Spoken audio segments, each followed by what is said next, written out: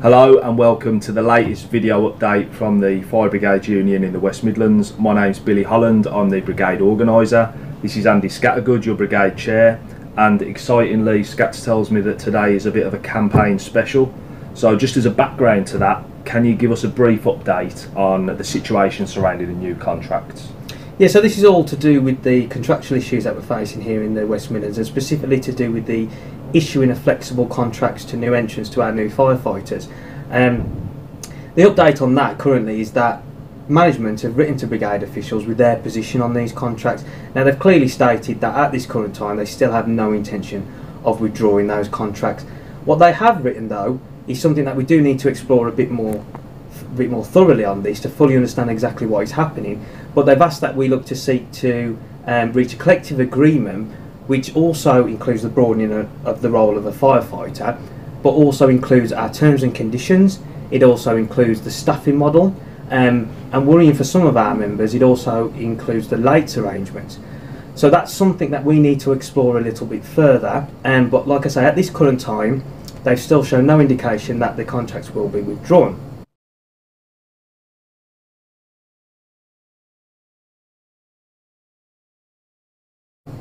Now I think it's also important to state here that we will continue to engage with the brigade, so we will be looking at this letter.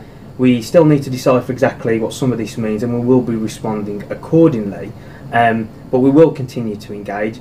The other development on this is that this week we expect to hear from the brigade as whether they're going to agree to refer the matter to the National Joint Council. Now that might be, well, it's hoped that it will be a joint referral. But if we don't have that agreement on a joint referral, then we will be referring it to the National Joint Council ourselves, and that will be happening this week. So I suppose that covers what we're doing within headquarters, speak to management, I suppose internally.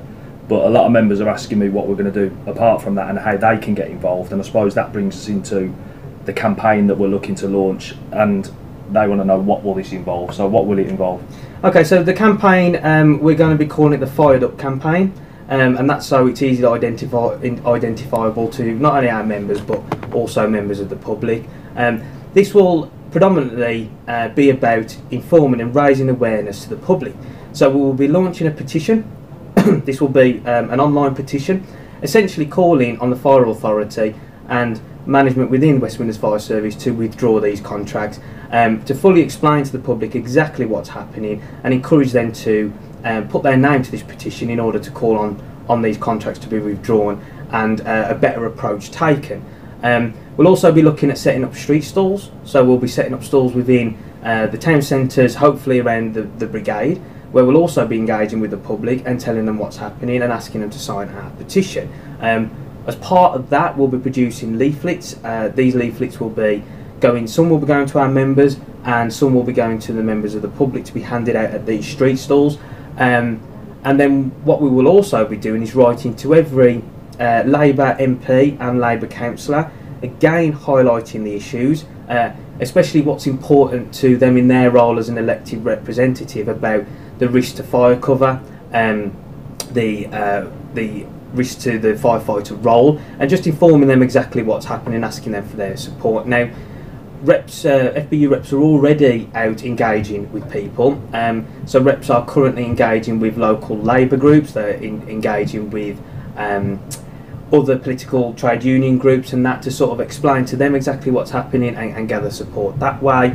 And then what we will also be doing is releasing a video which will be explaining to the public exactly what's happening, and this will go alongside our other parts of the campaign in order to fully raise awareness, because the one thing we don't believe is that the public know exactly what's happening, and we believe it's their right to understand the risk to their fire service and the risk to their firefighters in this. So I suppose it's clear then, you know, what we're going to do, but it's not quite clear yet how members themselves, you know, your average firefighter, somebody in a fire station or fire control room, how they're going to get involved in this and what they can do to contribute. So is there any way that our average member can contribute? Yeah, definitely. So with this petition, what we're going to be asking our members to do is obviously share that petition, make sure that they can share it through their through their own social media, through emails, whatever they think is best. Another way they can actively engage with this is they can assist us on the street stalls.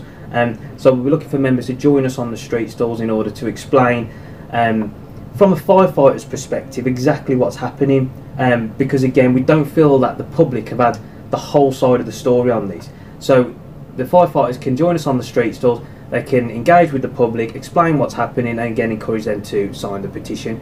What we'll also be doing is producing some template letters that they can send off to their MP, to send off to their councillors, and obviously we'd encourage them to adapt that to their personal circumstances, but there'll be a template put out there that they can send off in order for them to sort of actively engage on that side of the campaign. And again, it's all about raising the awareness. So I suppose following on from that campaign, if we find ourselves in a position where the brigade and the fire authority are unwilling to withdraw the contracts following this campaign and us speaking to the public and so on, where does that leave us, and where do we go from there? Well, we're hoping that with this campaign that the fire authority will essentially see what the issues are and will change their course of direction. That's what we're intending to do with this campaign.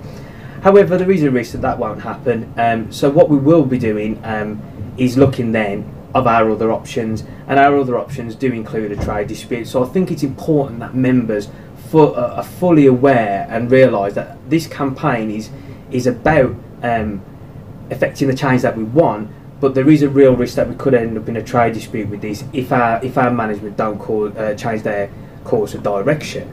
We'll also be looking at doing rally of the fire authority like we did during the overtime dispute. And that's something our members may be able to get involved in the future. But I think it's really important at this stage to say, again, to reiterate what I said before, that we will be actively engaging with management throughout this. We hope to resolve this issue through the internal dialogue and dialogue with the fire authority and the chief fire officer. A trade dispute would be the very last resort.